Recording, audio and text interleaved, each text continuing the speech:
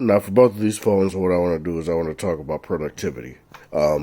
This isn't something I didn't really touch on in the initial versus video, mainly because I felt that it would have been better to do a separate video talking about the productivity, what you can do to maximize productivity on both of these phones. As you guys know, the V60 did have a dual screen case.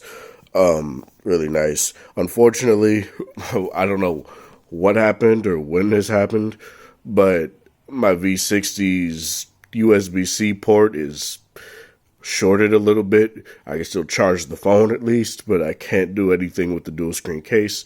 As you guys can see, typically the ticker display would be on, but it's not on. But I double tap the second display, doesn't pop up. It'll still magnetize and close, so that's something that's nice. But yeah, these kind of things happen with tech. I'm not going to slag LG for that, so that's just something that I feel I wanted to bring up. But it is important. I did use the dual screen case extensively, and boy, when it comes to productivity on both of these phones, I think the V60 does indeed have the S21 Ultra beat. For one, you get two screens on here. Both of them do support active styluses, so styli. So you can get, say, a Wacom stylus. You can get the LG official stylus. They did come out with one. You just got to go to the site and find it. Other ones that are cheaper on Amazon, and they'll work just fine with this phone. Whereas the S21 Ultra, the only thing that gives it a productivity edge now is that it does support S Pens, which is nice. I'm not trying to say that's a bad thing, but you get the ability to utilize an S Pen, an active stylus on both of these phones, which is a very nice benefit. Because say you're editing video and you want to get a little bit more granular with it, and you want to put it on the timeline a little bit more smoothly without your say, it's just something that I feel an active stylus is very nice for.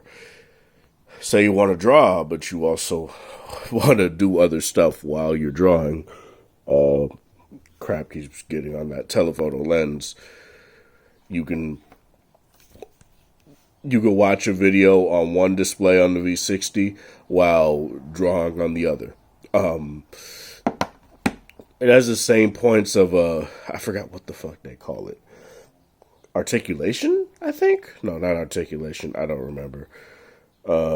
Pressure, points of pressure, I think it is, that the notes have. So that's really nice when it comes to the pen. I do feel that in terms of all of that, they're pretty much tied.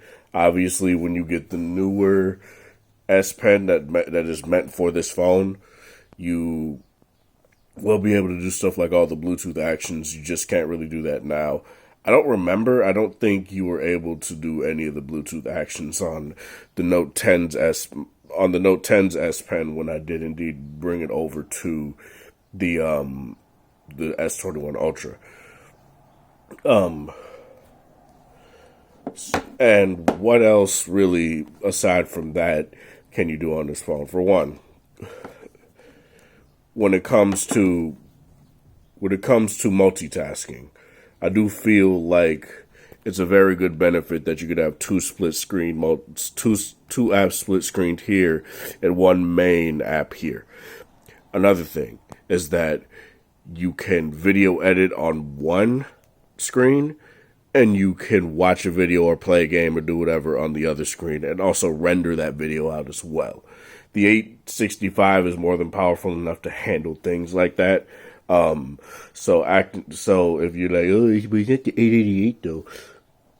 Every time I did that, I had no sort of issues when it came to how this phone handled those sort of tasks. And I used this phone a lot. It was my main video editor all last year. So that's just something that is very nice while I try to get all these dust particles and all that crap off the second display. To me, a lot of people will say there are things about a Samsung phone that just make it the king of productivity. I don't necessarily feel like the S21 Ultra really is that. Even the Note, I feel the Note kind of lost that position when it kind of just became yet another Note. Oh, here's another Note, but it's slightly lesser than the S20 Ultra. Oh, here, like it became this thing where I feel Samsung tried to balance it too much and make the S20s, the Galaxy S's, the phones of the year that push a lot of boundaries rather than the Note. And to me, that kind of sucks because when you have a phone like the S21 Ultra, it's a really good phone, but it has its problems. Obviously, the V60 is a really good phone and it has its problems. But I feel when it comes to productivity, you know, being able to do certain things on it. I made plenty of videos talking about what you can do with the dual screen case, and I feel like it's the more interesting bargain. You can get this phone for less, like way less than what you get this phone for with the dual screen case. When this phone first came out, I got it off Swappa for $800. So the phone and dual screen case for $800 with the 25-watt charger.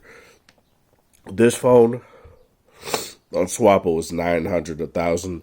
But if we're talking about MSRP, where this was $800 without the dual screen case and $900 with the dual screen case, and the 256 gig variant of the S21 Ultra, which is the one I have on Samsung's site, in my particular region anyway, came up to $1,350. I don't know, it's a region in Minnesota, it came up to $1,350, and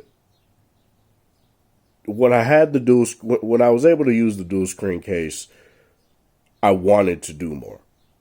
I don't feel like when I get the S Pen, it'll make me want to do more on the Note, or God damn it, on the S21 Ultra. I just don't really feel it will. It really feels like this phone that's like not really trying to be the best at anything, though the clear thing that it's the king at is zoom. Whereas the V60 wants to maximize the performance of the chipset and make it so you have these very nice features and very nice productivity options that no one else is doing on the market. No one else is doing a dual screen aside from Microsoft. But no one's doing it in the sort of way where you want a regular phone, boom. You want a phone that can do more, boom. And I feel like if you get a V50 or V60 or even a G8X and just want a productivity monster, you can go for that. Whereas Samsung, it's like the S21s kind of just feel like basic phones that are powerful. And the Note was supposed to be the Note, but now they decided, no, we're going to make the Ultra the Ultra.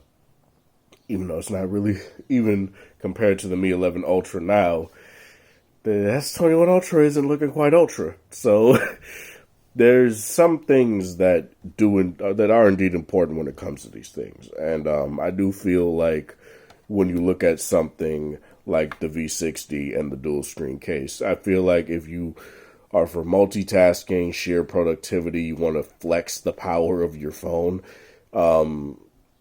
the V60 does a better job at showing you what you can do in terms of that. The S21 Ultra is a very powerful phone. But the problems with that power is the heat. And the balancing act Samsung did is very interesting, where the S21's throttle and this doesn't really throttle, but it gets super hot. Whereas the V60, it doesn't throttle and it doesn't really get hot. I don't think I've ever had my V60 get hot, even in hotter situations outside. And to me, that's very nice. That's something that people just don't really talk about. They don't talk about the fact that they don't talk about thermals, dude. And that's just something that I feel is very important. But let me know in the comment section below what you guys feel about this. This is Sparta. Thank you guys for watching. Thanks for support. Hope you guys have a wonderful Sunday, whatever time of day it is in the area. Have a good one.